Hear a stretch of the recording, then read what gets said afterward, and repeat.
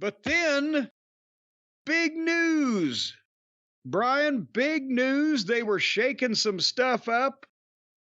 What I thought was going to be kind of an okay Motor City Machine Guns, Alex Shelley and Chris Sabin match with Tommaso Ciampa and our friend old Johnny Sameface turned into a pretty goddamn rabble-rousing angle, did it not, over the course that you didn't really see coming? I asked you when the Motor City Machine Guns made their debut and they got a big pop, and obviously a lot of fans were really interested in them coming to WWE. I said, what does this say about the way WWE sees tag teams right now, and how is this different than what they've done before? And here we are, week 2, and they've really done something where, again, they didn't win the titles without help, but still, it's the titles from the main event heels. I mean, they've done more with the Motor City Machine Guns than any other tag team that's come in a long time that I can remember. Well, and part of it is, again, as Abdullah the Butcher used to say, timing is everything. When the time is right. Shelley and Sabin have showed up. Boy, that's a lot of S's. But they've showed up at a time where, yes, not only is competition in the tag team field somewhat lackluster, and even though that they're challenged size-wise, that's not as big of a drawback as it used to be 15 years ago, and they're in tremendous shape, so they don't just look like children, but also the time that they've come into this thing, because it's brilliant the way that they've woven them in, where the bloodline cost Jey Uso his title, so Jey was able to immediately turn around and cost the bloodline a title. And at the same time, the only people that need to get beat was the Tongas, because we've established that's who you need to beat in that group.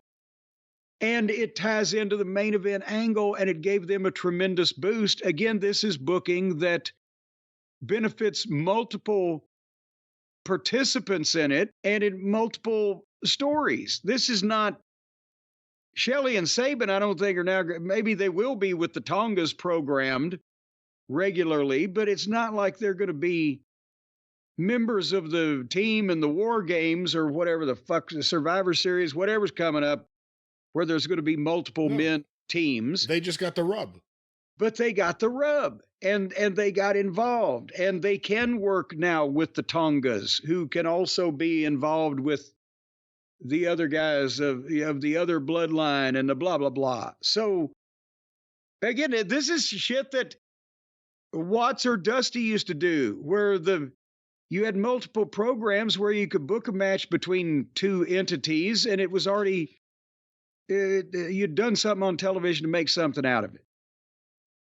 However, I would still love to watch Ciampa work sometime on television without this garden gnome partner of his. But anyway, in the tag team match against Shelley and Sabin, they've been together for so long, and they actually became a tag team and were trained when people followed the rules, so they know how to do it. Like they did a blind tag correctly, hand to hand on a headlock shoot off behind the guy's back perfectly.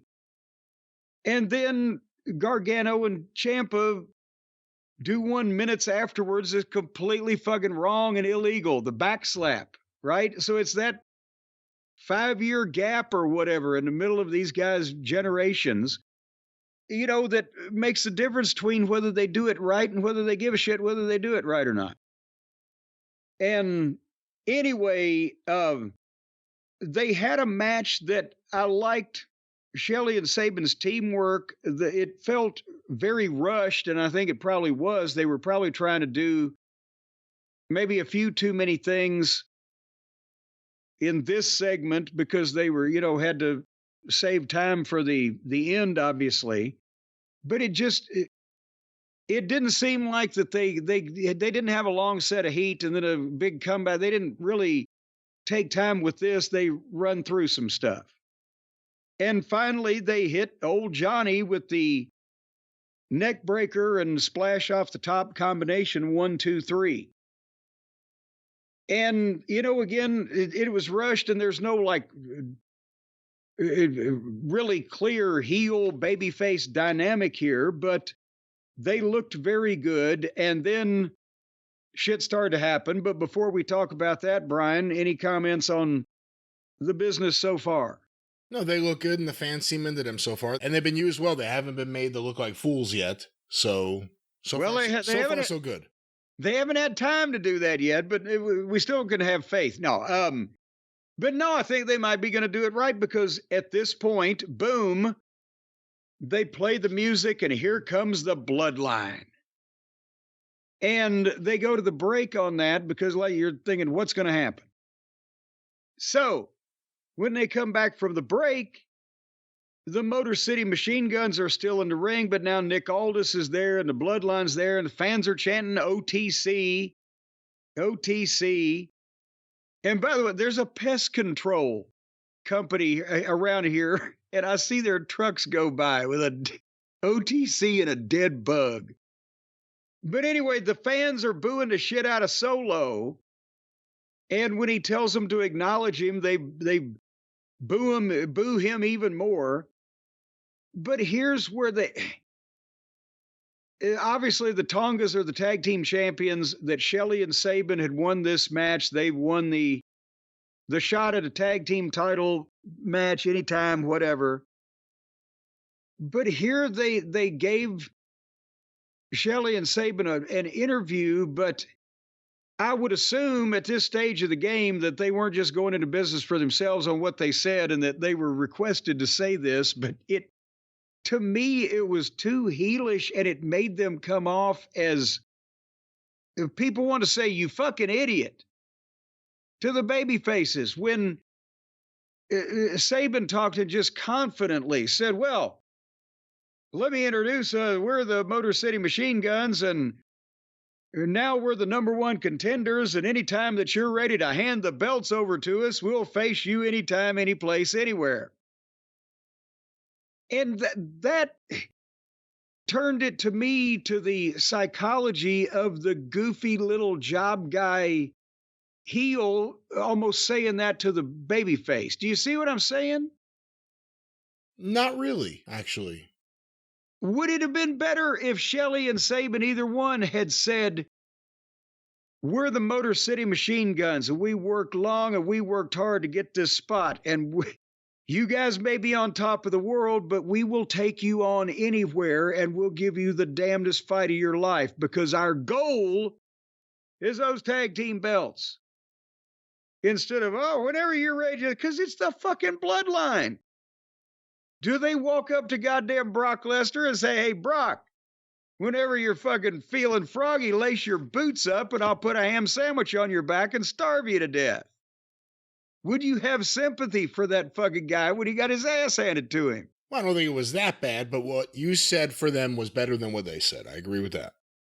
Well, at least now, see, again, you proved my point.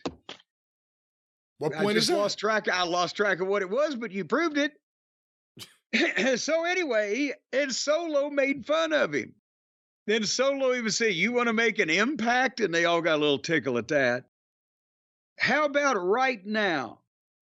And then Aldis said, no, wait a minute. They're not, I don't want this to happen unless they're 100%. They've just had a match. And Shelley says, no, and this was correct for babyface psychology. No, we'll do it. While we got the chance, we'll do it.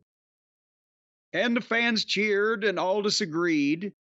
So again, I just thought that they were having Sabin be a little too cocky, like, well, he's just going to come in and waltz over these motherfuckers. And that was not a realistic appraisal of the situation until other people get involved. So, as Bobby Eaton used to say, well, you got a frog in your pocket? See, that proves my point, too. What point does that prove? A point that you can't talk tough if you only got a frog in your pocket. So then for the tag team title, they had the Tongas, Tama and Loa, Tonga, Loa, They both should have the same last name. But now, anyway, we'll go over it later. Against the Motor City Machine Guns. And they go into a four-way and they go to the break in like 30 seconds. I'm like, Newman, what the fuck? Stay with this. So finally they come back, and of course it's almost the end of the show, so they're moving at a pace. And they get some heat on Shelley, and then the Tongas miss a double splashy thingy, and a hooded figure jumps on Solo at ringside, and it's Jimmy Uso. And then Jimmy super kicks Jacob, and Solo stops him, and they're going to get Jimmy down, but Roman's music plays. And here comes Roman out and gets a big pop, and he Superman punches Jacob in the aisleway or whatever, and Jimmy gets on Solo, and Roman gets on Jacob, and guess what they did, Brian? They fought off. They fought off. Do you have a problem with it? It was a good fight off, but they fought off. But it was necessary for what they tried to do, or that doesn't justify it? Well, it was fairly necessary, but they're starting to get a little busy. I'm afraid that there's multiple hats being worn here, but nevertheless, the people are liking it. So who am I? It's not for me to say. So as they fought off, then the match is still going on. So Shelley tags Sabin, and Sabin makes a comeback. But Tama of the Tongas pulls the referee in front of Sabin, and they squash him. And then Loa kind of hits a spine buster on Sabin, and the Tongas immediately go out and get chairs. Because why wouldn't you, since the referee is down? But there's another hooded figure at ringside. Do they sell these hoodies at the merchandise stand? I don't know. They have them at Nemo's Army Navy store. I don't know where else they have them. Well, I think they ought to sell them at the merchandise stand. I guarantee you they will sell a ton of them, because everybody will know if I put this on, I can just hop the rail and they'll let me. But this hooded figure is Yeet. It's Yeet now. Boom, and super kick and chair shot and spear on Tonga Loa. And then the machine guns hit their finish again on him. Boom, 1, 2, 3, and they're the new champions. And they did cook with that, and it was a great deal and an upset. And it as you said earlier, it put a lot of spotlight on the new kids in town. And then, since Jay is in the ring and Jimmy comes to the ring, and they hug, and there's a big pop for that. They're back together. And then Roman is staring in the entranceway, staring at what's going on in the ring. And we fade to black. What a production. So we're forming the bloodline to reforming, I should say, the bloodline to face the Bizarro bloodline. Now with machine guns. And, we keep hearing that there are other family members that have been signed, so you kind of wait for them to be introduced into this. You wait for Heyman to return. You wait for The Rock to return and have something to do with this. There's a lot going on. It's been years now of us talking about the bloodline like this. I know. We were saying it like a year and a half ago. How much longer can they keep this going like this? But, now a lot more family members may start stretching it. I think in the extended family, there's a few that they could, Ava. Maybe it's time for Ava to go on vacation or a 3-hour tour on a boat somewhere or whatever. But that's the extended family. If you were The Rock, why would you even want her on TV? Like, I understand wanting to hook up your kid, but to have them do something that they're obviously not in any way good at. Talent. I just wanted to kind of say good at. That would cover it. Be like kind of like, no, ain't Fanny. Don't sing. Well, but anyway, that was SmackDown. Would you like to hear Aunt Fanny sing? No, not now. No. You would? Well, I tell you, she was great when she sang Far, Far Away, but nevertheless, if you want to hear any kind of music, you know what you need to do, Brian? You need to get the Raycon Everyday Wireless Earbuds. And it's not even not even limited to music. You can listen to podcasts, you can listen to talk radio, you can listen to the sounds of the earth, the nature sounds, the swishing and the the winds and the surf and the beach and all that stuff, the things that people listen to when they go to bed. You can stick these things in your ears and you'll hear that all night. But if you, unfortunately, they've found in studies that if you listen to the waves crashing on the beach all night, you're going to piss the bed 75% of the time. So just bear that in mind. Have you found that, Brian? I was part of their survey. I have no idea what you're talking about, so no. If you listen all night in your sleep to the waves crashing onto the beach, there's a 75% chance you're going to piss the bed. You didn't know that was scientifically proven? I don't know how scientific that is, but why don't we talk about Raycon? Well, it was a non-clinical survey, so that means those people weren't sick. But nevertheless, they've got a deal, and here's what they're doing. You've heard of Black Friday, you've heard of Cyber Monday. Well, this is Raycon every day. Right now, we're going to get you hooked up with a deal where you're going to get 30% off site-wide. It's an amazing offer. Everything that you want to buy, you will take 30% off of the entire total of this thing, which means you're going to save 30% of your money. And with that extra money that they're just basically going to write you a check out for 30% of whatever you spend. That's what they're doing, where you could go and spend that 30% on something else, and you'll still be even. It's amazing how they've done this bookkeeping. But the Raycon Everyday Earbuds come with the active noise cancellation, the 32-hour battery life, the amazing vibrant colors to match any skin tones, so you don't have just white or black sticking out of your ears.